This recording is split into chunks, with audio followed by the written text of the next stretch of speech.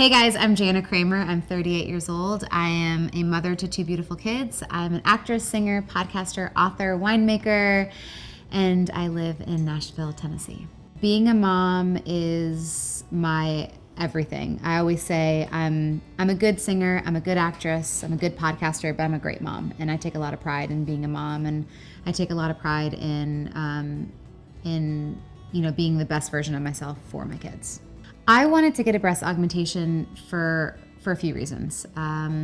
First and foremost, because when I looked in the mirror after kids, I was kind of like, oh man, it doesn't look the same. And I didn't feel my best version of myself. And I also am on red carpets and doing things, and we're having to tape my boobs and try to make them look full and fit things.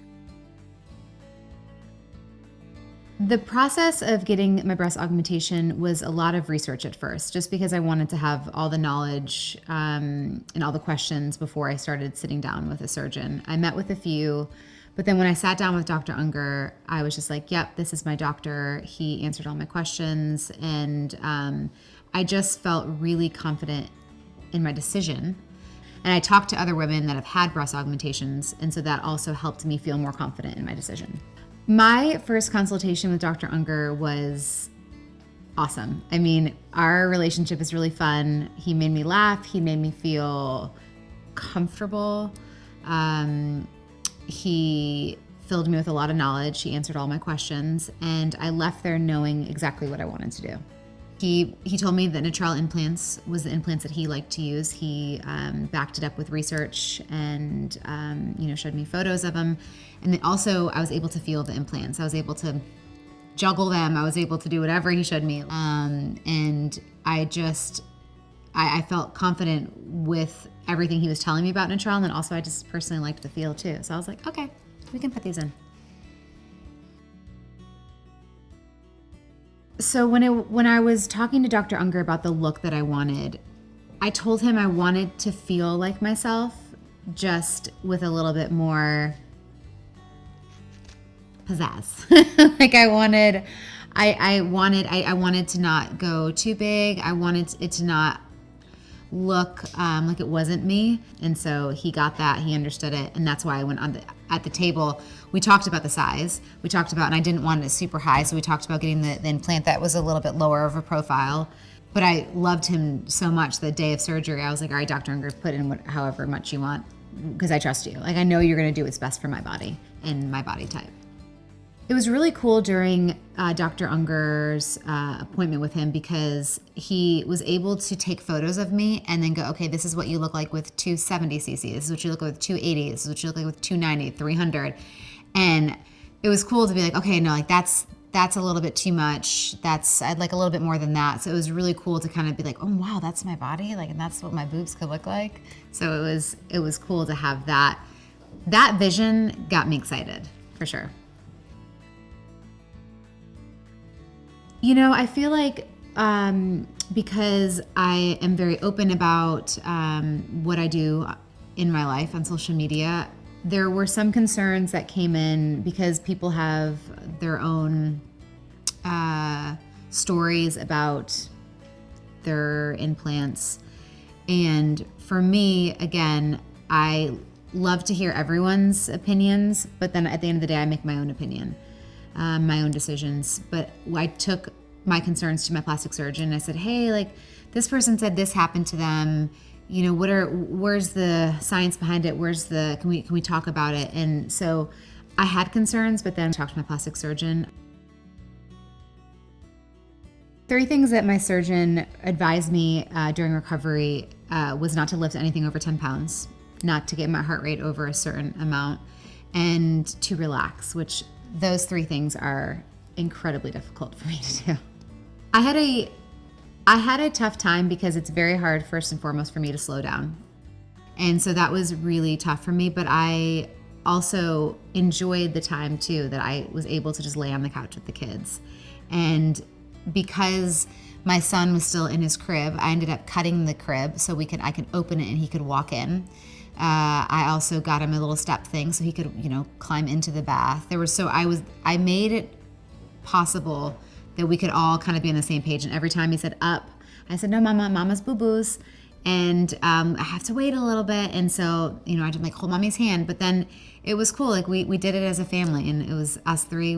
We got through it. And I will say probably the hardest thing for me was getting the heart rate up, because I'm very active and I want to work out. So I was constantly on the phone with my surgeon, like, hey, like, can I go for a run now? Because I'm itching to like try these bad boys out on a run. So the advice that I would give to other women that are considering a breast augmentation is just do you. Literally do you. If it's what you want to do, do it. If you are nervous and you've heard things, talk to other women that have had breast augmentations. Talk to a surgeon. Talk about it. Talk about any concerns you might have. And also, if you just want to do it, like, do something for yourself. You deserve to be happy however that looks.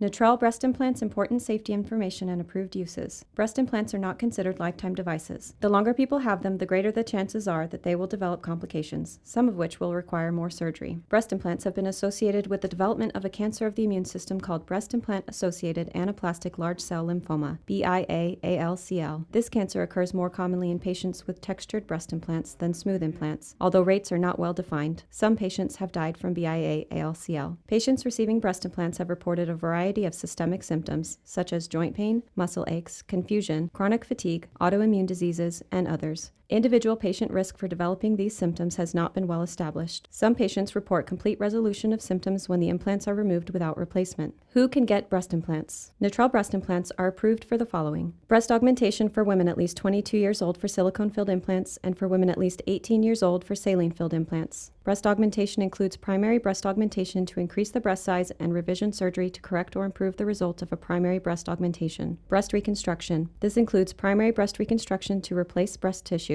that has been removed due to cancer or trauma, or that has failed to develop properly due to a severe breast abnormality. This also includes revision surgery to correct or improve the result of a primary breast reconstruction. Who should not get breast implants? Breast implant surgery should not be performed in women with active infection anywhere in their body, women with existing cancer or precancer of their breast who have not received adequate treatment for those conditions, women who are currently pregnant or nursing. What should I tell my doctor? Tell your doctor if you have any of the following conditions, as the risks of breast implant surgery may be higher: autoimmune diseases, example lupus and scleroderma; a weakened immune system, example taking medications to decrease the body's immune response; planned chemotherapy or radiation therapy following breast implant placement; conditions or medications that interfere with wound healing and blood clotting; reduced blood supply to breast tissue; clinical diagnosis of depression or other mental health disorders, including body dysmorphic disorder and eating disorders. Those with diagnosis of depression or other mental health disorders should wait for resolution or stabilization of these conditions prior to undergoing breast implantation surgery. What else should I consider? There is a boxed warning for breast implants. Please see bold text at beginning. Many changes to your breasts following implantation are irreversible. If you later choose to have your implants removed and not replaced, you may experience dimpling, puckering,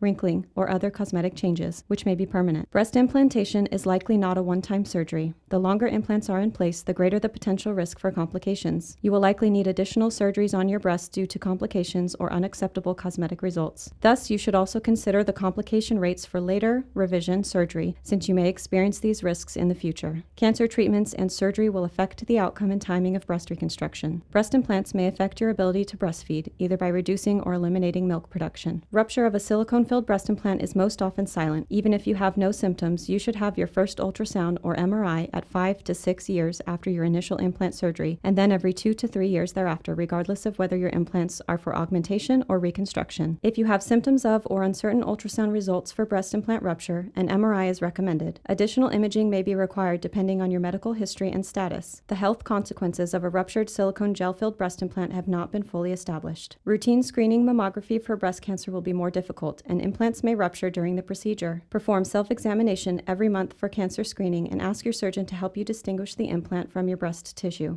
Lumps, persistent pain, swelling, hardening, or changes in implant shape should be reported to your surgeon and possibly evaluated with imaging. What are key complications with breast implants? Key complications include reoperation, implant removal with or without replacement, implant rupture with silicone-filled implants, implant deflation with saline-filled implants, and capsular contracture, severe scar tissue around the implant. Other complications include include breast pain, swelling, asymmetry, wrinkling, rippling, implant malposition, nipple complications, hypertrophic scarring, and implant palpability visibility. Talk to your doctor about other complications. For more information, see the patient brochures at www.allergan.com/products. To report a problem with Natrelle breast implants, please call Allergan at 1-800-624-4261. The sale and distribution of Natrelle breast implants is restricted to licensed physicians who provide information to patients about the risks and benefits of breast implant surgery.